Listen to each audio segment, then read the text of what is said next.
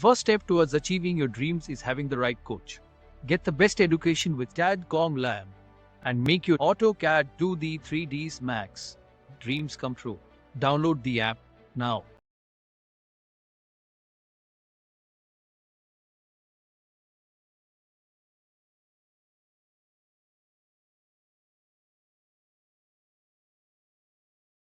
फिर होस्पोस हो जाती है, समझ में नहीं आता। इसीलिए आर्किटेक्चर पार्ट में इसीलिए कॉल आउट्स को यूज़ करा गया है, डिटेल कॉल आउट को यूज़ करा जाता है ताकि आप उनको मार्क करके अलग सेपरेटली शो करा सकें सिस्टमेटिक वे में।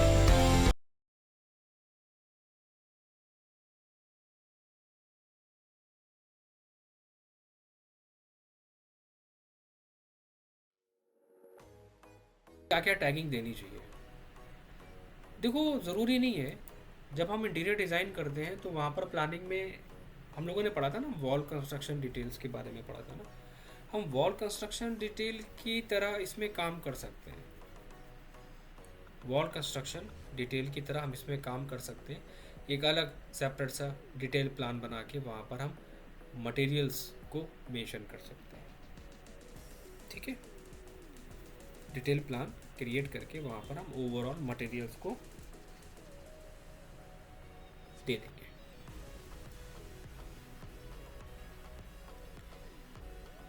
नहीं तो जब हम अपने फ्लोर प्लान पे काम कर रहे हैं तो हम फ्लोर प्लान के अंदर भी नॉर्मल डिटेल दे सकते हैं। कैसे? एग्जाम्पल,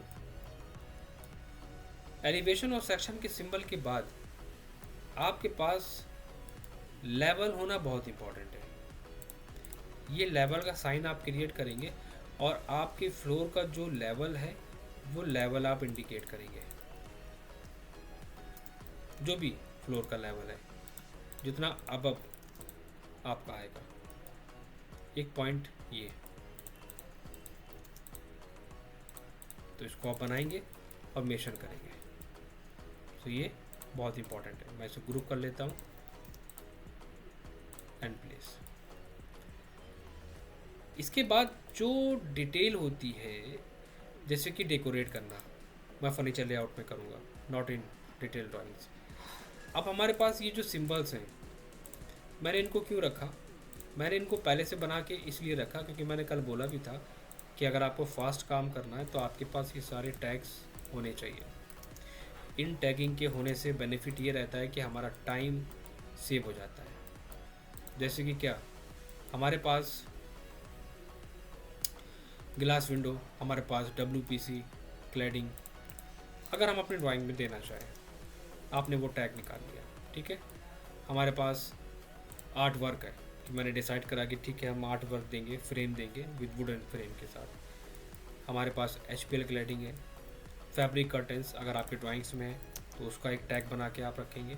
टैगिंग बहुत सिस्टमेटिक वे में होनी चाहिए, अलग अलग टैग के साथ। आपके पास मिरर है, मिरर का टैग, वुडन क्लैडिंग है, वुडन क्लैडिंग, लाइट है तो लाइट। ये सारे पार्ट आप एक एक करके प्लेस करेंगे। आपने वहाँ पर डोर भी दिया है, ठीक है ना, डोर सिलेक्शन एज पर कैटलॉग कोड 3256 कोड दे दिया वहाँ पर।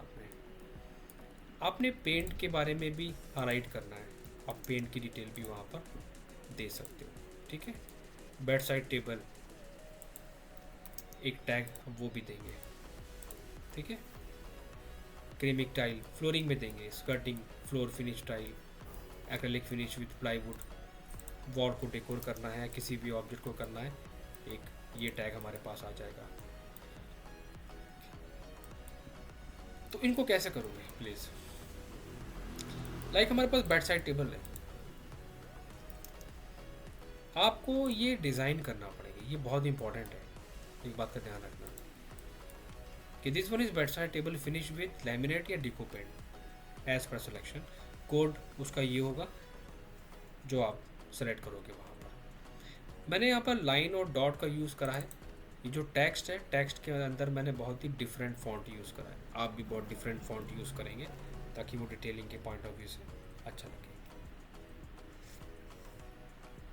ठीक है, हर एक ऑब्जेक्ट को वहाँ पर देना है मुझे। क्या ऐसा होता है कि हम अपनी ड्राइंग्स के अंदर डोर के बारे में मेंशन करते हैं?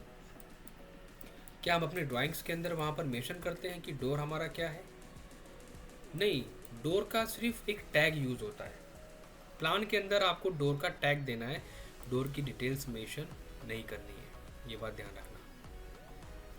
ठीक है, हमारे पास एग्जांपल वुडन क्लैडिंग है। अब ये जो चीज़ें मैं मेंशन कर रहा हूँ ये मैं रैंडम नहीं दे रहा हूँ, ठीक है, ये भी मैं एक्सप्लेन कर देता हूँ। किसके बारे में? मैं इस वॉल को फिनिश दूंगा। मैंने पॉलीलाइन से क्रिएट करा था ना इसको, तो पॉलीलाइन से मैंने इसीलिए क्रिएट करा था इसको ताकि हम इसको कुछ इस वे में दे सकें डिटेल्स को। बहुत डायमेंशंस वगैरह को सेपरेट लेके चलना, ठीक है। तो हमारी ये वॉल वुडन क्लैडिंग है। आपके पास क्या है? आपके पास वार्डरोब होगी, आप वार्डरोब के बारे में मेंशन करेंगे। मैं टैग चेंज कर सकता हूँ, आप उसमें बिल्कुल भी कंफ्यूज ना हो, ये बात ध्यान रखिएगा।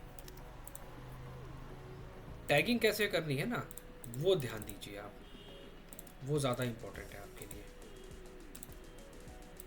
आप टैगिंग पे ज़्यादा ध्यान देंगे। मटेरियल सिलेक्शन आप अपना खुद कर लेंगे, ये सिर्फ मैं एग्जांपल दिखा रहा हूँ आपको। हर एक चीज़ बहुत ही सिस्टमेटिक वे में, हर एक ऑब्जेक्ट के बारे में हमें एक्सप्लेन करना है। हमारे पास फैब्रिक कर्टेन है, जहाँ पर आप दोगे उस लोकेशन पॉइंट को। सिंबल हमारा छोटा पड़ रहा है, मैं S enter stretch command use करूँगा, ऑर्थो ऑन करूँगा, साइज इंक्रीज करने के बाद मूव करा दूँगा इसको,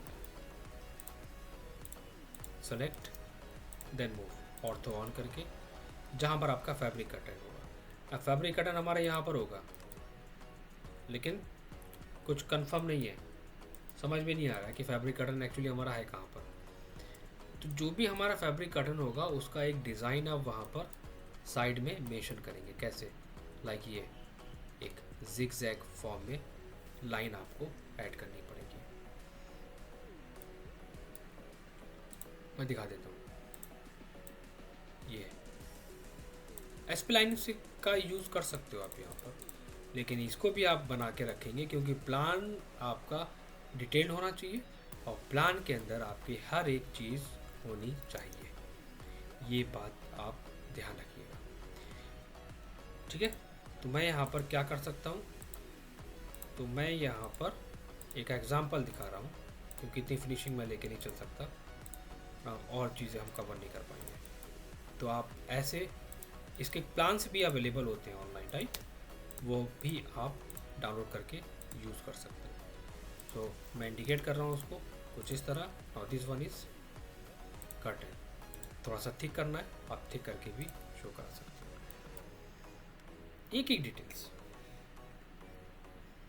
जो इम्पोर्टेंट है ड्राइंग्स के लिए।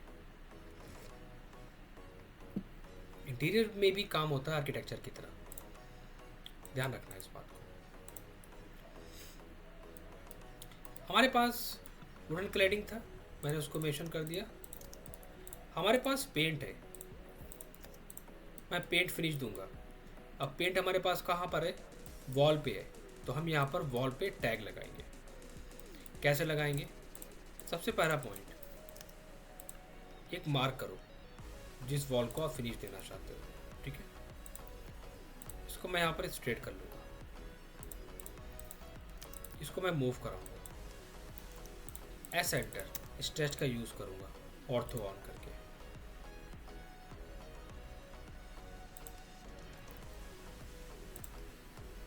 और F3 को आप ऑफ करके यूज़ कर सकते हैं क्योंकि कभी कभी जब हमारा F3 ऑन होता है तो ये प्रॉब्लम क्रिएट करता है।